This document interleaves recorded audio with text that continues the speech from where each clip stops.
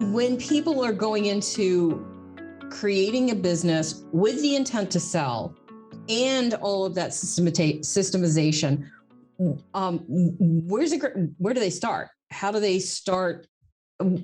How do they approach this? Because it's a new animal to them. So, and for me, I really kind of diverge into the philosophical and the tactical. And honestly, I like I said earlier, I think that a lot of small business owners don't deal with the emotional, and so the tactical never works because our emotions swamp our tactical designs. There was a framing that I got early on. So I was first really grappling with this. Like probably a lot of people, I read The E-Myth by Michael Gerber. And one of the framing ideas with The E-Myth was view your business as the first in a franchise. So one of the ideas is to basically view my business through the lens of something that is going to be replicated multiple times. So I have to find solutions that do not require the same people sitting in the same seats. And most importantly, I'm one of those people that can't sit in all the seats in all the franchises. Right. Very true. Very true. And so I think the biggest thing that is like the biggest difference for me in this next business was a framing statement that I was building something that was intended to not require me. And that was not wrong, because when I was initially saying that, it felt like I was skimping out. It felt like I was trying to make other people do all the work, like I was going to be lazy. There's a whole bunch of self-talk that came along with that.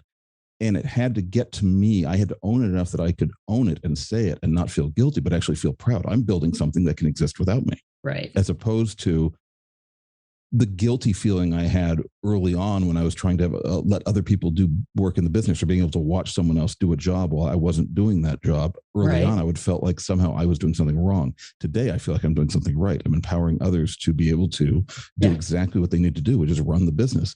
And for me, I now see the business as an entity separate from me that needs to be given the opportunity for life.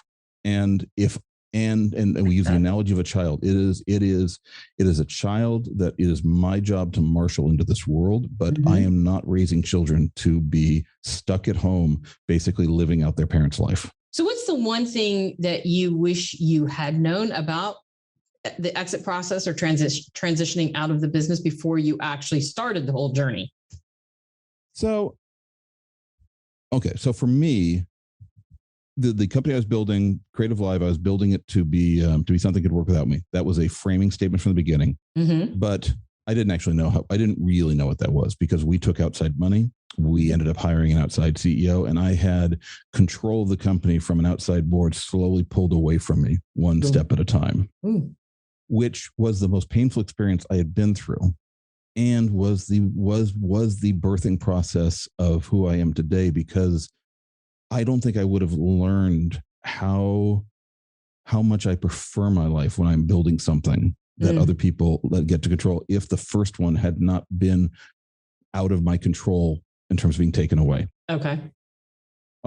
So the painful process of basically having other people with more experience say, Craig, other people need to run this part of the business because the business needs to scale.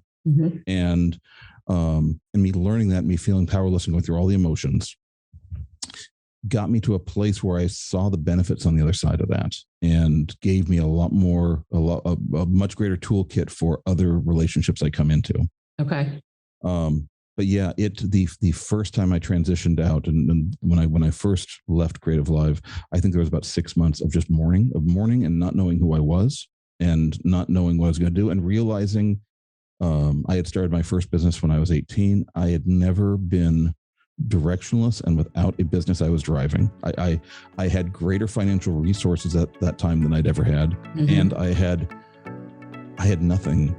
I had nothing to do. I didn't know what I was doing with my life.